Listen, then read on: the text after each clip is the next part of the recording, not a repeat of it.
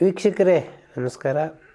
S P Balasubrahmanyam ಹಾಡುಗಳ ಯಾನದಲ್ಲಿ ಮತ್ತೊಂದಿಷ್ಟು ದೂರ ನಿಮ್ಮನ್ನು ಕರ್ಕೊಂಡು ಹೋಗ್ತಾ ಇದ್ದೀನಿ. ಹಾಡುಗಳನ್ನು ಆಯ್ಕೆ ಮಾಡ್ಕೊಳ್ಳುವಾಗ ನಾನು ಒಂದು ಹಾಡಿಗೊಂದು ಇತಿಹಾಸ ಇರಬೇಕು, ಇಲ್ಲ ಹಾಡು ಬಹಳ ವಿಭಿನ್ನವಾಗಿರಬೇಕು, ಹೀಗೆ ಆಯ್ಕೆ ಮಾಡ್ಕೊಳ್ತಾ ಇದ್ದೀನಿ. ನಾನು ಈಗ ಆಯ್ಕೆ ಮಾಡ್ಕೊಳ್ಳೋ ಹಾಡು ಬಹಳ ಅದರ ಭಿನ್ನತೆ ಕಾರಣದಿಂದ ಭಾಳ ನನಗೆ ಇಷ್ಟವಾದಂಥ ಹಾಡಿದು. ಸಾಯಿಬಾ ಹಿಂದಿಯಲ್ಲಿ ಬಪ್ಪಿ ಲಹರಿ ಸಂಗೀತ ನಿರ್ದೇಶನದಲ್ಲಿ ಬಹಳ ದೊಡ್ಡ ಯಶಸ್ಸನ್ನು ಕೊಂಡಂಥದ್ದು ಹಾಡುಗಳೆಲ್ಲ ಬಹಳ ಜನಪ್ರಿಯವಾಗಿದ್ವು. ಆ ಸಿನಿಮಾವನ್ನು ಕನ್ನಡಕ್ಕೆ ತಂದಾಗ ನಿಮಗೆ ರಂಗರಾಯರಿಗೆ ಬಹಳ ದೊಡ್ಡ ಚಾಲೆಂಜ್ ಇತ್ತು. ಅಂದರೆ ಒರಿಜಿನಲ್ಗಿಂತ ಬಹಳ ಭಿನ್ನವಾದ ಹಾಡುಗಳನ್ನು ಮಾಡಬೇಕು ಅಂತ ಹೇಳಿ ಇದರಲ್ಲಿ ಆಹಾ ನನ್ನ ಜೊತೆಯಲ್ಲಿ ನೀನಿರುವಾಗ ಈ ಹಾಡನ್ನು ಎಸ್ ಪಿ ಬಾಲಸುಬ್ರಹ್ಮಣ್ಯಂ ತುಂಬ ಭಿನ್ನವಾಗಿ ಹಾಡಿರೋದು ಒಂದು. ಇದರಲ್ಲಿ ನಿಮ್ಗೆ ರೈಲಿಂದು, ಹಡಗಿಂದು ಈ ಥರದ ಸೌಂಡ್ಗಳನ್ನು ಮಿಕ್ಸ್ ಮಾಡಿದ್ದಾರೆ, ಸಿಂಕ್ರನೈಸ್ ಮಾಡಿದ್ದಾರೆ. ಅದೊಂದು ಬಹಳ ದೊಡ್ಡ ಅಚೀವ್ಮೆಂಟ್ ಅಂತ ನಂಗೆ ಅನಿಸುತ್ತೆ. ಯಾಕಂದರೆ ನಾವೆಲ್ಲ ಬೂಮರ್ಗಳಿಂದ ಶುರು ಮಾಡಿದ್ರು. ಬೂಮರ್ಗಳಂದರೆ ಏನು ಅಂತಂದರೆ ಟ್ರ್ಯಾಲಿನಲ್ಲಿ ವಾದ್ಯಗೋಷ್ಠಿಯವರು ಹಾಡುವಾಗ ಕ್ಯಾಮ್ರಾ ಕಣ್ಣಿಗೆ ಕಾಣದಂತೆ ಆ ಟ್ರ್ಯಾಲಿ ಇರ್ತಾ ಇತ್ತು. ಬೂಮರ್ಗಳು ಅದನ್ನು ಬಹಳ ಶಕ್ತಿಶಾಲಿಯಾಗಿ ಹಿಡಿದಿಡ್ತಾಯಿತ್ತು. ನಮ್ಮ ಬಹುತೇಕ ಸೌಂಡ್ ಇಂಜಿನಿಯರ್ಗಳು ಆರಂಭಿಕರು ಬೂಮರ್ಗಳಾಗಿ ತಮ್ಮ ವೃತ್ತಿಯನ್ನು ಆರಂಭ ಮಾಡಿದರು. ಆಮೇಲೆ ನಿಮ್ಗೆ ಸ್ಟುಡಿಯೋ ಸಿಸ್ಟಮ್ ಬಂತು, ಸಿಂಗಲ್ ಮೈಕ್. ಸೊ ವಾದ್ಯಗೋಷ್ಠಿಯವರು, ಸಂಗೀತಗಾರರು ಎಲ್ಲ ಒಟ್ಟಿಗೆ ಹಾಡಬೇಕು. ಗಾಯಕರು ಒಂದು ಸಣ್ಣ ತಪ್ಪು ಮಾಡಿದ್ರು ಕೂಡ ಮತ್ತೆ ಮೊದಲಿಂದ ಹಾಡಬೇಕು, ಅಥವಾ ಕೊಳಲ್ನ ಒಂದು ಸಣ್ಣ ಸ್ವರಚ್ಯುತಿ ಮಾಡಿದ್ರು ಮೊದಲಿಂದ ಹಾಡಬೇಕು. ಈ ಥರದಲ್ಲಿ ಇದ್ದ ಪದ್ಧತಿಯಿಂದ ನಾವು ಡ್ಯುಯಲ್ ಮೈಕಿಗೆ ಬಂದ್ವಿ. ಇವ್ರಿಗೊಂದು ಹಾಡುವವ್ರಿಗೊಂದು ಮೈಕು ಮತ್ತು ವಾದ್ಯಗೋಷ್ಠಿಯವ್ರಿಗೊಂದು ಮೈಕು. ಕ್ರಮೇಣ ಪ್ರತಿ ವಾದ್ಯಕ್ಕೂ ಮೈಕ್ ಬಂತು. ಈಗಂತೂ ನಿಮಗೆ ಎಲ್ಲೆಲ್ಲಿಂದಲೇ ಬೇಕಾದರೂ ಮಿಕ್ಸ್ ಮಾಡುವ ಬಹಳ ದೊಡ್ಡ ತಾಂತ್ರಿಕ ಬೆಳವಣಿಗೆ ಕಾಲಘಟ್ಟದಲ್ಲಿ ನಿಂತಿದ್ದೀವಿ. ಆದರೆ ಕನ್ನಡ ಬಂದಾಗ ಇಂಥ ದೊಡ್ಡ ತಾಂತ್ರಿಕ ಬೆಳವಣಿಗೆ ಇರಲಿಲ್ಲ. ಹಾಡು ಸೃಷ್ಟಿ ಮಾಡುವಾಗ ಏನೇನು ವಾಯ್ಸ್ ಸಿಂಕ್ರನೈಸ್ ಮಾಡಿದರೆ ಆ ಕಾಲಕ್ಕೆ ಅದು ಅಕ್ಷರಶಃ ಅದ್ಭುತನೇ. ಇಂಥ ಅದ್ಭುತವಾದ ಹಾಡು ಅನ್ನೋ ಕಾರಣಕ್ಕೆ ಇದು ನನಗೆ ಬಹಳ ಇಷ್ಟವಾದಂಥದ್ದು. ರಾಜ್ಕುಮಾರ್ಗೆ ಹಾಡಿದಂಥ ಎಸ್ ಪಿ ಬಾಲಸುಬ್ರಹ್ಮಣ್ಯಂ ಕಮ್ಮಿ ಇರ್ಬೋದು, ಆದರೆ ರಾಜ್ಕುಮಾರ್ಗೂ ಹಾಡಿದಂಥ ಎಸ್ ಪಿ ಬಾಲಸುಬ್ರಹ್ಮಣ್ಯಂ ಅವ್ರ ಮಗ ಶಿವರಾಜ್ಕುಮಾರ್ಗೂ ಹಾಡಿದ್ರು.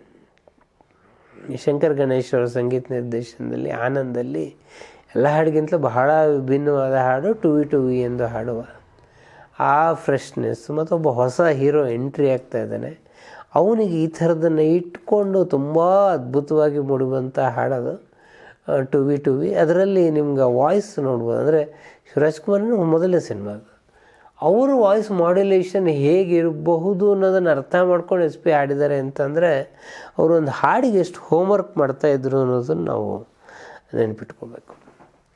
ಸುಂದರ ಸ್ವಪ್ನಗಳು ಬಾಲಚಂದರ್ ಅವರೇ ನಿರ್ದೇಶನ ಮಾಡಿದಂಥ ಸಿನಿಮಾ. ಅದನ್ನು ತಮಿಳಲ್ಲೂ ಅವರೇ ನಿರ್ದೇಶನ ಮಾಡಿದರು. ಇದರಲ್ಲಿ ಆರ್ ಎನ್ ಜಯಗೋಪಾಲ್ ಒಂದು ಕಾಮಿಡಿಯ ಸ್ಟೈಲ್ನಲ್ಲಿ ಒಂದು ಹಾಡು ಬರೆದಿದ್ದಾರೆ, ಕ್ಷಮಿಸಿ ನಾ ಹೇಳೋದೆಲ್ಲ ತಮಾಷೆಗಾಗಿ ಅಂಥೇಳಿ. ಇದನ್ನು ಬಹಳ ವಿಭಿನ್ನವಾಗಿ ಎಸ್ ಪಿ ಬಾಲಸುಬ್ರಹ್ಮಣ್ಯಂ ಮಾಡಿದ್ದಾರೆ. ಹಾಗೆ ಶಿವರಾಜ್ಕುಮಾರ್ ಅವರ ಮುಂದಿನ ಸಿನಿಮಾ ರಥಸಪ್ತಮಿಗೆ ಬಂದಾಗ ಅಲ್ಲಿ ಬಹಳ ಜನಕ್ಕೆ ಗೊತ್ತಿದೆ, ಶಿಲೆಗಳು ಸಂಗೀತವ ಹಾಡಿದೆ ಹಾಡನ್ನು ಉಪೇಂದ್ರ ಕುಮಾರ್ ಕಂಪೋಸ್ ಮಾಡಿರೋದು. ಉಪೇಂದ್ರ ಕುಮಾರ್ ಅವರು ಕಂಪೋಸಿಷನ್ನ ಬಹಳ ಕೆಲವು ವಿಭಿನ್ನವಾದ ಲಕ್ಷಣಗಳಿದೆ. ಅದರಲ್ಲೂ ಮಾಲ್ಕೌನ್ಸ್ ರಾಗವನ್ನು ಅವ್ರು ಬಳಕೆ ಮಾಡೋದು.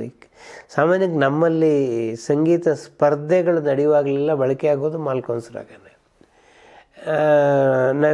ಕರ್ನಾಟಕದಲ್ಲಿ ಮಾಲ್ಕೌನ್ಸನ್ನು ಹಿಂದೋಳ ಅಂತ ಕರೀತಾರೆ. ಹಿಂದೋಳಕ್ಕೂ ಮಾಲ್ಕೌನ್ಸಿಗೂ ಇರುವ ಬಹಳ ವ್ಯತ್ಯಾಸ ಏನು ಅಂತಂದರೆ, ಮಾಲ್ಕೌನ್ಸು ಮೂಲತಃ ಟ್ರೆಜರ್ ಆಫ್ ದ ಮ್ಯೂಸಿಕ್ ಅಂತ, ಅಂದರೆ ಅದು ಎಲ್ಲ ಸ್ವರಸ್ಥಾನಗಳು ಇದೆ ಅದರಲ್ಲಿ ಅಂತ ನಂಬಿಕೆ. ಆದರೆ ಹಿಂದೋಳದಲ್ಲಿ ಈ ವಿಸ್ತಾರ ಇಲ್ಲ. ಭಾಳ ಸಲ ಹಿಂದೋಳದಲ್ಲಿ ಶುದ್ಧದ ನ್ಯಾಸಿ ರಾಗವನ್ನು ಸೇರಿಸಿ ಕಂಪೋಸಿಷನ್ಗಳನ್ನು ಮಾಡ್ತಾರೆ. ಶಿಲೆಗಳು ಸಂಗೀತವ ಹಾಡಿದ ಒಂದು ದೊಡ್ಡ ಅದು ಮತ್ತದು ಡ್ಯೂಯೆಟ್ ಚಾಲೆಂಜಿಂಗ್ ಸಾಂಗ್ ಅಲ್ಲ. ನಮ್ಮ ಡ್ಯೂಯೆಟ್ ಚಾಲೆಂಜಿಂಗ್ ಸಾಂಗ್ ಅಂತಂದರೆ ಒಬ್ಬನು ಭಾಳ ಅದ್ಭುತವಾಗಿ ಹಾಡ್ತಾನೆ, ಅದಕ್ಕೆ ಇನ್ನೊಬ್ಬನು ಉತ್ತರ ಕೊಡ್ತಾನೆ. ಸಾಮಾನ್ಯಕ್ಕೆ ಅದೆರಡು ಒಂದೇ ರಾಗದಲ್ಲಿ ಮಾಡಲ್ಲ, ಎರಡು ಬೇರೆ ಬೇರೆ ರಾಗದಲ್ಲಿ ಇಟ್ಕೊಂಡು ಸವಾಲು ಜವಾಬನ್ನ ಸ್ಟೈಲನ್ನು ಮಾಡ್ತಾರೆ. ಆದರೆ ಶಿಲೆಗಳು ಸಂಗೀತವ ಹಾಡಿದ ಒಂದೇ ರಾಗದಲ್ಲಿ ಹೋಗುತ್ತೆ ಅದು. ಮತ್ತು ಬಹಳ ಚಾಲೆಂಜಿಂಗಾಗಿ ಎಸ್ ಪಿ ಬಾಲಸುಬ್ರಹ್ಮಣ್ಯಂ ಇದನ್ನು ಹಾಡಿದ್ದಾರೆ. ನಾನು ಹಂಸಲೇಖ ಅವ್ರ ಬಗ್ಗೆ ಬಹಳ ಸುದೀರ್ಘವಾದ ಸಂಚಿಕೆಗಳನ್ನು ಮಾಡಿರೋದ್ರಿಂದ ಹಂಸಲೇಖ ಸಿನಿಮಾಗಳ ಬಗ್ಗೆ ಹೆಚ್ಚೇನು ನಾನು ಮಾತಾಡಲ್ಲ. ಆದರೆ ಎಸ್ ಪಿ ಬಾಲಸುಬ್ರಹ್ಮಣ್ಯಂ ಮತ್ತು ಹಂಸಲೇಖ ಕೂಡ ಬಹಳ ಒಳ್ಳೆಯ ಕಾಂಬಿನೇಷನ್. ನಾನು ನಾನೇ ಇಲ್ಲಿ ನೀನು ನೀನೇ ಹಾಡನ್ನು ಅವರು ಎಸ್ ಪಿ ಬಹಳ ಇಷ್ಟಪಟ್ಟಿದ್ರು. ನಾನು ಎಂಬುದು ಇಲ್ಲಿ ನಾದವಾಗಿರುವಾಗ ಅನ್ನೋ ಸಾಲನ್ನು ಅವರು ಡೈರಿಯಲ್ಲಿ ಕೂಡ ಬರ್ಕೊಂಡಿದ್ದನ್ನು ನಾನೇ ನೋಡಿದ್ದೀನಿ. ಅದು ಮತ್ತು 5ನೇಯನ್ನು ಎಸ್ ಪಿ ಬಾಲಸುಬ್ರಹ್ಮಣ್ಯಂ ಹಂಸಲೇಖ ಅವರ 5ನೇಯನ್ನು ಉದ್ಘಾಟನೆ ಮಾಡಿದ್ರು. ಉದ್ಘಾಟನೆ ಮಾಡುವಾಗ ಬಹಳ ವಿಶೇಷವಾಗಿ ನೆನಪು ಮಾಡಿಕೊಂಡಂಥ ಹಾಡು ಪ್ರೇಮಲೋಕದ ಚೆಲುವೆ ಒಂದಾಗಿ ಕೇಳ್ತೀನಿ ಅಂತೇಳಿ. ಪ್ರೇಮಲೋಕದ ಹಾಡುಗಳನ್ನು ಬೇರೆ ಬೇರೆ ಹಾಡಿದ್ದಾರೆ. ಅದರಲ್ಲಿ ನಿಂಬೆಹಣ್ಣಿನಂಥ ಹುಡುಗಿ ಬಂತು ನೋಡು ಬಾಲಸುಬ್ರಹ್ಮಣ್ಯಂ ಹಾಡಬೇಕು ಅಂತ ಹಂಸಲೇಖ ನಿರ್ಧಾರ ಮಾಡಿ ಬರೆದಂಥ ಹಾಡು. ಯಾಕಂದರೆ ಅದರಲ್ಲಿ ಈ ಬಾಲು ಎಲ್ಲ ಬರೆದಿದ್ರು ಆ ಕಾರಣಕ್ಕೆ. ಬಟ್ ಅದು ಹಂಸಲೇಖ ಅದು ಎಸ್ ಪಿ ಬಾಲಸುಬ್ರಹ್ಮಣ್ಯಂ ಹಾಡಲಿಲ್ಲ. ಅದು ತುಂಬ ಕ್ಲಾಸಿಕಲ್ ಟೋನಲ್ಲಿರುವ ಚೆಲುವೆ ಒಂದ ಹೇಳ್ತೀನಿ ಅವರು ಅದ್ಭುತವಾಗಿ ಹಾಡಿದ್ರು. ಹಾಗೆ ಒಲವಿನ ಉಡುಗೊರೆ ಕೊಡಲೇನು ಹಾಡನ್ನು ಟೈಟ್ಲ್ ಸಾಂಗನ್ನು ಎಸ್ ಪಿ ಹಾಡಿದ್ದಾರೆ. ಇದು ಕೂಡ ಹಾಗೆ ಚಿತ್ರದ ವಿತರಕರು ಎಲ್ಲ ಸೇರಿಕೊಂಡು ಬಹಳ ಮಹತ್ವಾಕಾಂಕ್ಷೆಯಿಂದ ಪತ್ರಕರ್ತರು ಎಲ್ಲ ಸೇರಿ ಮಾಡಿದಂಥ ಹಾಡೋದು. ಭಾಳ ಸಲ ಒಲವಿನ ಉಡುಗೊರೆಯ ಗೆಲುವಿಗೆ ಟೈಟ್ಲ್ ಸಾಂಗ್ ಕೂಡ ಬಹಳ ದೊಡ್ಡ ಕಾಂಟ್ರಿಬ್ಯೂಷನ್ ಕೊಟ್ಟಿದೆ ಅಂತ ಹೇಳ್ಬೋದು. ಮನಮೆಚ್ಚಿದ ಹುಡುಗಿ ಸಿನಿಮಾದಲ್ಲಿ ಗೌರಿ ಮಗವು ಚಂದಿರನಂತೆ ಹಾಡನ್ನು ತುಂಬ ಅದ್ಭುತವಾಗಿ ಎಸ್ ಪಿ ಬಾಲಸುಬ್ರಹ್ಮಣ್ಯಂ ಹಾಡಿದ್ದಾರೆ. ಆಮೇಲೆ ಅವರು ಶಿವರಾಜ್ ಕುಮಾರಿಗೂ ಕೂಡ ಸಾಕಷ್ಟು ಹಾಡನ್ನು ಹಾಡಿದ್ದಾರೆ. ಡ್ಯಾನ್ಸ್ ರಾಜ ಡ್ಯಾನ್ಸ್ ಈ ಸಿನಿಮಾದಲ್ಲಿ ವಿಜಯಾನಂದ್ ಸಂಗೀತ ನಿರ್ದೇಶನ ಮಾಡೋದು. ಇದಕ್ಕೆ ರೆಹಮಾನ್ ಅವರು ಸಹಾಯಕರ ಕೆಲಸ ಮಾಡಿದರು ಅನ್ನೋದು ಇತಿಹಾಸ ಭಾಳ ಕಡೆ ಓದಿರ್ತೀರ ನೀವು. ರೆಹಮಾನ್ ಅವರು ತಮ್ಮನ್ನು ತಾವು ತುಂಬ ತೊಡಗಿಸ್ಕೊಂಡು ಮಾಡಿದಂಥ ಹಾಡು ನೀನೇ ನಮ್ಮ ತಾಯಿ ತಂದೆ, ಅದು ಡ್ಯಾನ್ಸ್ ರಾಜ ಡ್ಯಾನ್ಸ್ ಅಂತ ಬರುತ್ತೆ. ಇದನ್ನು ಎಸ್ ಪಿ ಬಾಲಸುಬ್ರಹ್ಮಣ್ಯಂ ಬಹಳ ಅದ್ಭುತವಾಗಿ ಹೇಳಿದ್ದಾರೆ. ಮತ್ತು ಎಸ್ ಪಿ ಬಾಲಸುಬ್ರಹ್ಮಣ್ಯಂ ಬರೀ ಮೆಲೋಡಿ ಮಾತ್ರ ಅಲ್ಲ, ಪರ್ಕಷನ್ ಸಾಂಗುಗಳು ಕೂಡ ಬಹಳ ಅದ್ಭುತವಾದದ್ದನ್ನು ಹೇಳಿದ್ದಾರೆ ಅವರು. ಇನ್ನು ನಾನು ಸಹಜವಾಗಲೇ ಆಗಲೇ ಹೇಳಿದಾಗೆ ಹಂಸಲೇಖ ಮೇಲೆ ಬಹಳ ದೀರ್ಘವಾದ ಎಪಿಸೋಡ್ಗಳನ್ನು ಮಾಡಿರೋದ್ರಿಂದ ಆ ಸಿನಿಮಾಗಳು ಮತ್ತೆ ಬಂದಾಗ ನಾನು ಎಸ್ ಪಿ ಬಾಲಸುಬ್ರಹ್ಮಣ್ಯಂ ಆ್ಯಂಗಲ್ಲಿಂದ ಏನಾದರೂ ಸೇರಿಸೋಕ್ಕಿದ್ರೆ ಸೇರಿಸ್ತೀನಿ, ಇಲ್ಲದ್ರೆ ಬಿಟ್ಕೊಂಡು ಹೋಗ್ತೀನಿ. ರಣಧೀರ ಸಿನಿಮಾದಲ್ಲಿ ನಾನು ಒಂದು ಕತೆ ಹೇಳಿದ್ದೆ. ಕಥೆಯ ಸಂದರ್ಭದಲ್ಲಿ ಕೆಲವರು ಒಂದು ಪ್ರಶ್ನೆ ಕೇಳಿದರು. ನಾನು ಮೀನಾಕ್ಷಿ ನಿನ್ನ ಕಣ್ಣ ಮೇಲೆಯನ್ನು ಕಲ್ಯಾಣಿ ರಾಗ, ಅದಕ್ಕೆ ಕಲ್ಯಾಣಿ ಎಸ್ ಪಿ ಬಾಲಸುಬ್ರಹ್ಮಣ್ಯಂಗೆ ಇಷ್ಟ ಅಂತ ಅವ್ರು ಒಪ್ಕೊಂಡ್ರು ಅಂತ ಹೇಳಿದ್ರೆ ಅದು ಕಲ್ಯಾಣಿ ಅಲ್ಲ ಅಂತ ಆರ್ಗ್ಯೂ ಮಾಡಿದ್ದಾರೆ. ಇದು 2 ರಾಗದಲ್ಲಿ ಇದೆ. ಇದು ಆ್ಯಕ್ಚುಲಿ ಹಂಸಧ್ವನಿಯಲ್ಲಿ ಶುರುವಾಗುವಂಥದ್ದು. ಬಹಳ ಮಟ್ಟಿಗೆ ಈ ಹಾಡಿನ ಸಂಚಾರಗಳೆಲ್ಲ ಹಂಸಧ್ವನಿಯಲ್ಲಿದೆ. ಆದರೆ ಇದರ 2ನೇ ಚರಣದಲ್ಲಿ ನಿಮಗೆ ಕಲ್ಯಾಣಿ ಇದೆ. ಇದು ಹಾಗಾಗಿ ಎಸ್ ಪಿ ಬಾಲಸುಬ್ರಹ್ಮಣ್ಯಂ ಈ ಹಾಡನ್ನು ಹಾಡೋದಕ್ಕೆ ಒಪ್ಕೊಂಡ್ರು. ಈ ಸಿನಿಮಾದಲ್ಲಿ ಇನ್ನೊಂದು ನಮಗೆ ಭೈರವ್, ಹಿಂದೂಸ್ತಾನಿಯ ಭೈರವ್ ಅಥವಾ ಕರ್ನಾಟಕೀಯ ಮಾಯಾ ಮಾಳವ ಗೌಳ. ಸಾಮಾನ್ಯಕ್ಕೆ ಈ ಸಂಗೀತ ಪಾಠ ಎಲ್ಲ ಶುರು ಮಾಡೋದು ಮಾಯಾ ಮಾಳವ ಗೌಳದಲ್ಲಿ. ತಿರುಪತಿ ಗಿರಿವಾಸ ಶ್ರೀ ವೆಂಕಟೇಶ ಮಾಯಾ ಮಾಳವ ಗೌಳ ರಾಗದಲ್ಲಿರುವ ಬಹಳ ಪ್ರಸಿದ್ಧವಾದಂಥ ಹಾಡೋದು. ಅದು ಪಕ್ಕಾ ಆರ್ಟಿಕ್ಯುಲೇಷನ್, ಆ ರಾಗದ ಎಲ್ಲ ಸ್ವರಸ್ಥಾನಗಳನ್ನು ಇಟ್ಕೊಂಡು. ಆದರೆ ಅದೇ ರಾಗವನ್ನು ಇಟ್ಟುಕೊಂಡು ಸ್ವಲ್ಪ ಸ್ವರಸ್ಥಾನದಲ್ಲಿ ಹೆಚ್ಚು ಕಮ್ಮಿ ಮಾಡಿಕೊಂಡು ಬಾರೋ ರಣಧೀರನ ಹಂಸಲೇಖ ಸೃಷ್ಟಿ ಮಾಡಿದ್ದಾರೆ. ಇದನ್ನು ಎಸ್ ಪಿ ಬಾಲಸುಬ್ರಹ್ಮಣ್ಯಂ ಬಹಳ ಅದ್ಭುತವಾಗಿ ಹಾಡಿದ್ದಾರೆ. ಹಾಗೆ ಯಾರೇ ನೀನು ಸುಂದರ ಚೆಲುವೆನ 2ನೇ ಪಾರ್ಟ್ ಇದೆಯಲ್ಲ, ಎಸ್ ಜಾನಕಿ ಮೊದಲು ಶುರು ಮಾಡ್ತಾರೆ, 2ನೇ ಕಂಟಿನ್ಯೂಷನ್ ಎಸ್ ಪಿ ಬಾಲಸುಬ್ರಹ್ಮಣ್ಯ ಹಾಡ್ತಾರೆ. ಅದನ್ನು ಕೂಡ ಬಹಳ ಅದ್ಭುತವಾಗಿ ಹಾಡ್ತಾರೆ. ಹಾಗೆ 7 ಸುತ್ತಿನ ಕೋಟೆ ಎಲ್ ವೈದ್ಯನಾಥನ್ ಅವ್ರ ಸಂಗೀತ ನೀಡಿದ ಚಿತ್ರ. ಅದು ಅಶ್ವಥ್ ವೈದಿ ಇಬ್ಬರು ಜೋಡಿಯಾಗಿ ಅನೇಕ ಸಿನಿಮಾಗಳಲ್ಲಿ ಮಾಡ್ತಾಯಿದ್ರು. ಎಲ್ ವೈದ್ಯನಾಥನ್ ಅದನ್ನು ಪ್ರತ್ಯೇಕವಾಗಿ ಕೊಟ್ಟ ಕೆಲವು ಸಿನಿಮಾಗಳಲ್ಲಿ 7 ಸುತ್ತಿನ ಕೋಟೆ. ಇದರಲ್ಲಿ ಏನೋ ಮಾಡಲು ಹೋಗಿ ಏನು ಮಾಡಿದೆ ನೀನು ಹಾಡನ್ನು ಎಸ್ ಪಿ ಬಾಲಸುಬ್ರಹ್ಮಣ್ಯಂ ಬಹಳ ಅದ್ಭುತವಾಗಿ ಹಾಡಿದ್ದಾರೆ. ಅದೊಂದು ಬಹಳ ವಿಭಿನ್ನವಾದ ಹಾಡು ಕೂಡ ಆಗಿ ನಮಗೆ ಕೇಳಿಸುತ್ತೆ. ಸಾಮಾನ್ಯವಾಗಿ ಈ ಕಾಲಘಟ್ಟದಲ್ಲಿ ಏನು ಅಂತಂದರೆ ಹಂಸಲೇಖ ಅವರ ತುಂಬ ಹಾಡುಗಳನ್ನು ಎಸ್ ಪಿ ಬಾಲಸುಬ್ರಹ್ಮಣ್ಯಂ ಹಾಡಿದ್ದಾರೆ. ಹಂಸಲೇಖ ಮತ್ತು ಎಸ್ ಪಿ ಬಾಲಸುಬ್ರಹ್ಮಣ್ಯಂ ಬಹಳ ಒಳ್ಳೆಯ ಕಾಂಬಿನೇಷನ್ ಕೂಡ. ಸಾಂಗ್ಲಿಯನ ಸಿನಿಮಾದಲ್ಲಿ ಬಂದಳೋ ಕಾಂಚನವನ್ನು ಅವರು ಹಾಡಿದ್ದಾರೆ. ಅದ್ರ ಬಗ್ಗೆ ನಾನು ಈಗಲೇ ಹಿಂದೆ ಮಾತಾಡಿದ್ದೀನಿ. ಅದೇ ರೀತಿಯಲ್ಲಿ ಅವರು CBI ಶಂಕರ್, ಅದೇ ನಂಜುಂಡಯ್ಯನವರ ನಿರ್ದೇಶನದ ಸಿನಿಮಾ ಬಂದಾಗ ಗೀತಾಂಜಲಿ ಹಾಡು ಕೆನ್ನೆಗೆ ಈ ಹಾಡನ್ನು ಬಹಳ ಅದ್ಭುತವಾಗಿ ಅವರು ಹಾಡಿದ್ದಾರೆ. ಹಾಗೆ ಹಂಸಲೇಖ ಸಂಗೀತ ನಿರ್ದೇಶನದಲ್ಲಿ ಎಸ್ ಪಿ ಬಾಲಸುಬ್ರಹ್ಮಣ್ಯಂ ಹಾಡಿದ ಇನ್ನೊಂದು ಬಹಳ ನನಗಿಷ್ಟವಾದ ಹಾಡು ಅಂತಂದರೆ ಸ್ವಾತಿ ಮುತ್ತಿನ ಮಳೆಹನಿಯೇ. ಅದು ಬಣ್ಣದ ಗೆಜ್ಜೆ ಸಿನಿಮಾದಲ್ಲಿ ಬಳಕೆಯಾಗಿದೆ. ಬಣ್ಣದ ಗೆಜ್ಜೆ ಸಿನಿಮಾ ಬಹಳ ಒಂದು 6 ವರ್ಷ ಗ್ಯಾಪ್ ನಂತರ ಮತ್ತೆ ಎಸ್ ವಿ ರಾಜನ್ ಸಿಂಗ್ ಬಾಬು ಕನ್ನಡಕ್ಕೆ ಬಂದಿದ್ದು, ಕನ್ನಡ ಮತ್ತು ತೆಲುಗು 2 ಭಾಷೆಯಲ್ಲಿ ಆದಂಥ ಸಿನಿಮಾ ಅದು. ಸಾಮಾನ್ಯಕ್ಕೆ ಈ ದಕ್ಷಿಣ ಭಾರತದ ಭಾಷೆಗಳ ಬಗ್ಗೆ ಒಂದು ಇದಿದೆ, ಏನು ಅಂದರೆ ಇಲ್ಲಿ ಮಳೆಯ ರಿಂಗಣವನ್ನು ಬಹಳ ಅದ್ಭುತವಾಗಿ ಹಿಡಿಯೋಕ್ಕಾಗಲ್ಲ. ಯಾಕೆಂದರೆ ಇದು ದ್ರವಿಡಿಯನ್ ಲ್ಯಾಂಗ್ವೇಜಸ್ಸು, ಫೊನೆಟಿಕ್ ಬೇಸ್ಡ್ ಲ್ಯಾಂಗ್ವೇಜಸ್ ಅಲ್ಲ. ನಿಮ್ಗೆ ಹಿಂದಿ ಅಂತಹ ಫೊನೆಟಿಕ್ ಬೇಸ್ಡ್ ಲ್ಯಾಂಗ್ವೇಜಲ್ಲಿ ಇದು ಬಹಳ ಅದ್ಭುತವಾಗಿ ಹಿಡಿಯೋಕ್ಕೆ ಸಾಧ್ಯ ಅಂತ ಇದ್ರ ಬಗ್ಗೆ ಸಾಕಷ್ಟು ಚರ್ಚೆಗಳು ನಡೆದಿದೆ, ಸಾಕಷ್ಟು ವಿವಾದಗಳನ್ನು ನಾವು ಕೇಳಿದ್ದೀವಿ. ಆದರೆ ನಿಮ್ಗೆ ಈ ಹಾಡು ಕೇಳಿದ್ರೆ, ಸ್ವಾತಿ ಮುತ್ತಿನ ಮಳೆಹನಿಯ ಹಾಡು ಕೇಳಿದ್ರೆ ನಿಮಗೆ ಎಷ್ಟು ಮನೆ ಹನಿಯ ರಿಂಗಣವನ್ನು ಹಂಸಲೇಖ ಹಿಡಿದಿದ್ದಾರೆ ಅಂತಂದರೆ it is one of the best.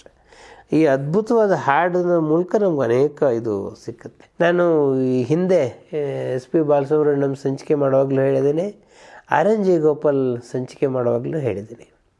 ಅಂಜದ ಗಂಡು ನಿಮಗೆ ಮದ್ರಾಸಲ್ಲಿ ನೆಲೆ ನಿಂತಿದ್ದಂಥ ಕನ್ನಡ ಚಿತ್ರವನ್ನು ಕರ್ನಾಟಕಕ್ಕೆ ತರುವ ಬಹಳ ವಿಶಿಷ್ಟವಾದಂಥ ಪ್ರಯತ್ನ. ಇದಕ್ಕೆ ಫಸ್ಟು ರವಿಚಂದ್ರನವರು ಒಪ್ಪಲಿಲ್ಲ, ಹಾಡಿನ ಕ್ವಾಲಿಟಿ ಕಮ್ಮಿ ಆಗುತ್ತೆ ಅಂಥೇಳಿ. ಅದು ಬಹಳ ಕಷ್ಟಪಟ್ಟು ಒಪ್ಪಿಸಿ ಆ ಹಾಡನ್ನು ರೆಕಾರ್ಡ್ ಮಾಡಿಕೊಂಡು ಇದನ್ನು ಮೈಸೂರಿನಲ್ಲಿ ಹೊರಾಂಗಣದಲ್ಲಿ ಕೇಳಿ ಎಲ್ಲರೂ ಇಷ್ಟಪಟ್ಟ ಮೇಲೆ ಮತ್ತೆ ರೆಕಾರ್ಡ್ ಮಾಡಿದಂಥ ಹಾಡು ಪ್ರೀತಿಯಲ್ಲಿ ಇರೋ ಸುಖ ಗೊತ್ತೇ. ಈ ಹಾಡನ್ನು ಆರ್ ಎನ್ ಜಯಗೋಪಾಲ್ ಅವರು ಬರೆದ್ರು. ಹಂಸಲೇಖ ಅವರ ಒನ್ ಆಫ್ ದಿ ಬೆಸ್ಟ್ ಕಂಪೋಸಿಷನ್ಗಳಲ್ಲಿ ಇದೊಂದು. ಹಾಗೆ ರಣರಂಗ ಸಿನಿಮಾದಲ್ಲಿ ಹಂಸಲೇಖ ಭಾಳ ಒಳ್ಳೊಳ್ಳೆ ಹಾಡುಗಳನ್ನು ಕೊಟ್ಟಿದ್ದಾರೆ.